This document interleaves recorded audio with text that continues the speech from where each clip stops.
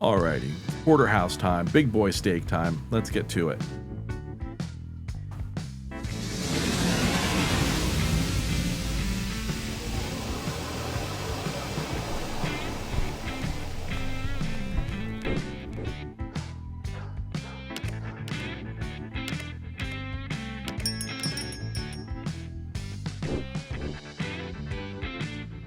Alrighty, so the other day I stopped by my local Publix, which I love going to Publix for their steaks. Their steak department, their meat department's fantastic. And I was able to get them to give me a prime cut of a Porterhouse. And they very generously do custom cuts for me. So I asked them for a 2-pound Porterhouse, and that's what we got going on here today. One of my favorite cuts of steak. It's because you get the filet and the New York strip all together in one big whammy. Here's your New York strip, and that side is the filet mignon. From here, we're going to go ahead and we're going to do a dry age. So we're going to add kosher salt to all sides of the steak. You are going to need gloves for this. I don't think I put that in any of the descriptions because you are going to handle the steak quite a lot. As you see, I'm only doing it with one hand, so the struggle bus is all over me. I'm going on all day. Never stops. So we're even hitting the sides where the fat caps are. We want to try to lock in the moisture. That's the reason for doing this. And so we're going to go ahead and get the back, the bottom, the sides, even in all the cracks in there. We are trying to get every little bit covered with some salt, because the salt's going to lock in all that juicy flavor that we want. And then from here, you see I'm just patting it in. I'm not really pressing hard. And then we are going to put this in the refrigerator for 24 hours. Let's go.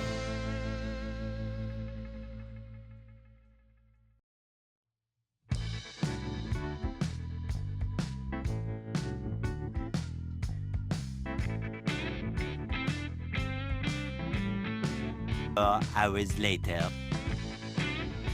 All right, so after the 24 hours, we take it out, and you can see it's a little bit darker, a little bit more brown, which is perfect. And then we are going to, at this point, we're going to get our pan, and I use a cast iron pan with a high smoke point. This is the Graza wow, I can't talk today. High heat smoke point oil, which is so important, and a tongue tie to say. We want to get this pan over 375 for that good sear that you're looking for. So I use my meter here, and we are currently at 300. We're just making sure we're not going to blow anything up. I do put the temperature of my oven here, since this is a flat top. I put my temperature, my setting on about 8 instead of 10. 8 is a little bit more manageable, I feel. I think 10 is too hot. So once we hit 400 in my book, remember the temperature is going to drop as soon as we add that steak, so we still want to stay above the 375. We're going to go ahead and add that, and then our steak is going to stick to the top here, and you'll see it happen right there. It's stuck on there. Now, you don't really want to move it until that is unstuck. And when we flip it over, you'll see the difference between the sear and the not sear. The not sear part is the sticky part. The seared part is actually not going to stick anymore. And you see it's sticking, and if you look, it's not really seared in that section that was sticking. And we do this a few times. We are going to try to get all the sides, just like we did the salt. Wherever the salt was, we want to get that on, touching that metal pan that's ripping hot.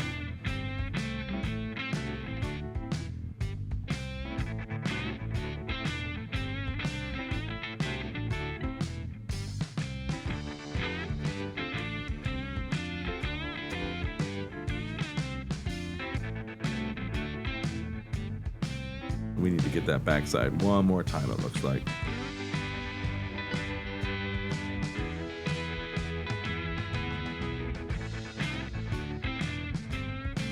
There we go. You see how nice that sear looks? Perfect. Now, let's move on from here.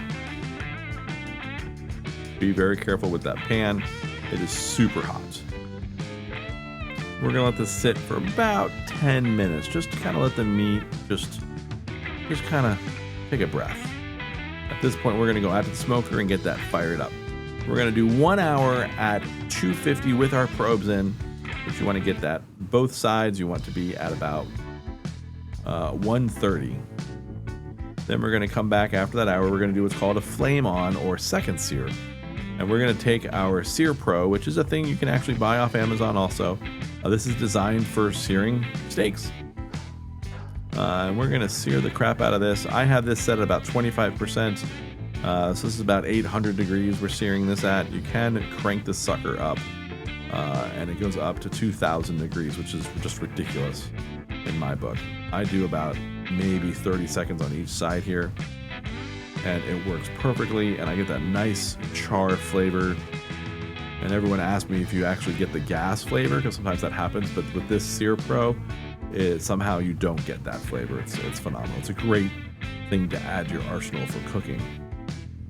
And it's one of the things I should have mentioned in the things that I have in my kitchen. This is great. Maybe I'll do a grilling version of that too at one point.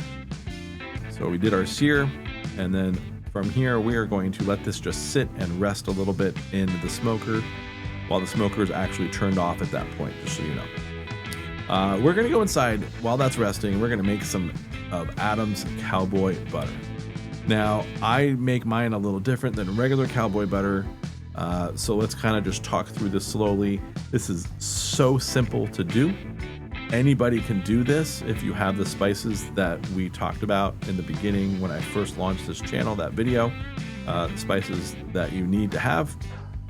So this is the homemade butter that I have, and this is 1/4 of a stick.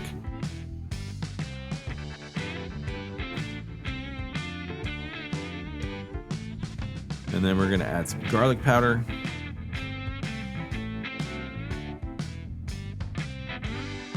And this is about 1/2 teaspoon. And I'm just eyeballing here. I'm not really going crazy. You really don't have to. Cilantro. You can do fresh cilantro if you want to get fancy. I just use the bottled one here, but I have made this with fresh cilantro and fresh basil, which I have right now, and it is phenomenal. You can really taste that in this butter when you do it that way. We're gonna do 1/2 teaspoon of the basil there, and then another 1/2 teaspoon of onion powder.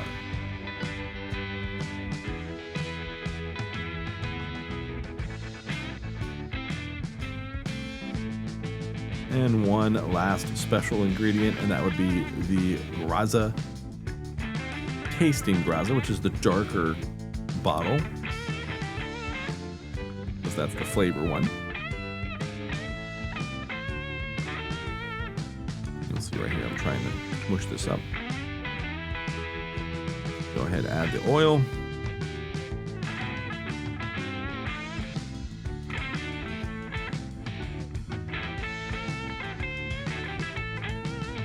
And you're just doing a squirt, you're not really going crazy.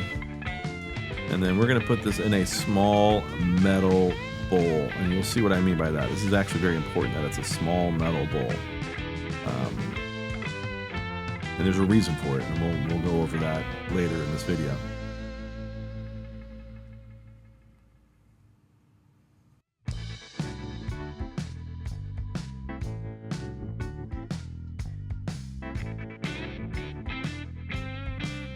There you go, small little bowl. And then scoop all that butter together and drop it in there nicely. And you really don't need that much for a steak of this size. Figure that the 1/4 stick of butter is for one individual steak. So depending on that, you can kind of figure out how much you need depending on what you're making. Now we're gonna go ahead and bring our steak inside. Let it rest.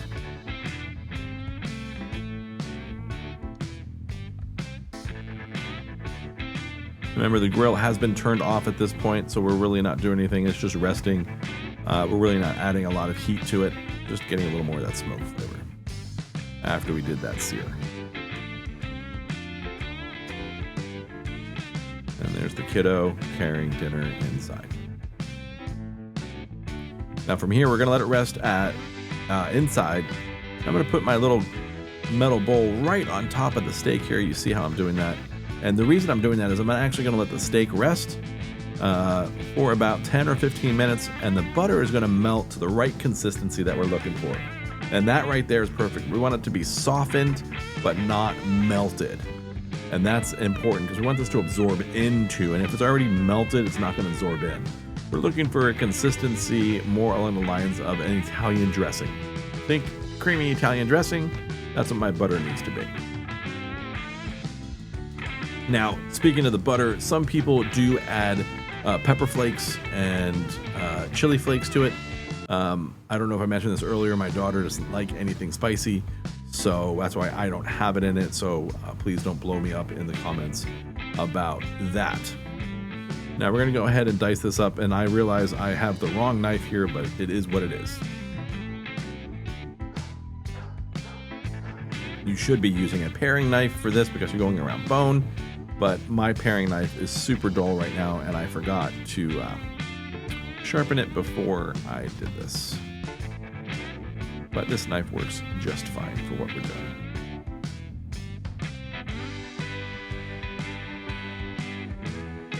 And once again, I'm still on the struggle bus.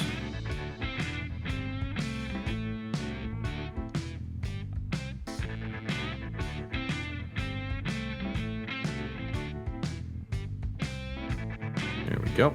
That would be the New York strip side. And then here comes the very, very juicy filet side.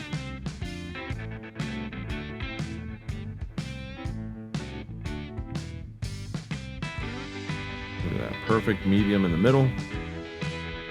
And this tasted so good. Yeah, so good. Take your bone out. Save that for later. And then let's go ahead and slice this up. Remember, you want to go against the grain.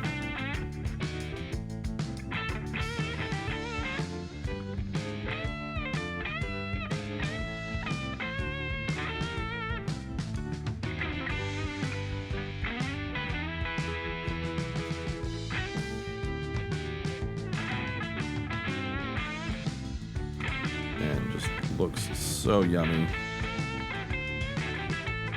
Now you can pretty much use the butter for any steak seasoning you want. I actually use this a lot for ribeyes and porterhouses.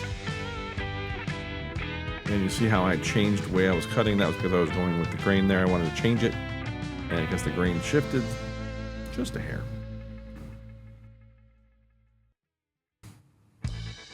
Now we're going to scoot that off the side and get this wonderful filet.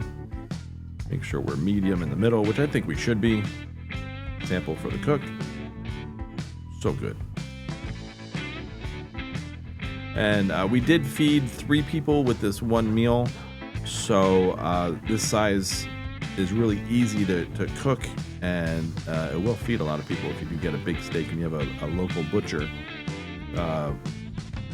With the cost of meat going pretty high, you can get a decent sized steak and feed a pretty large family if you wanted to. Another sample because it's so good. Yeah, I was going to town. Now let's go ahead and plate this up and make it extra nice.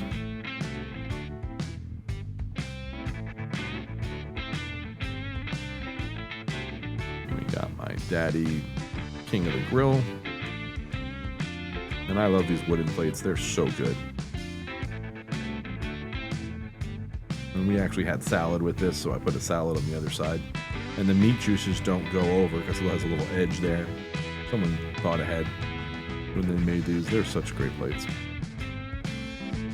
Now we're going to put our butter on, and still that same consistency. Italian dressing is what we're looking for. There you go.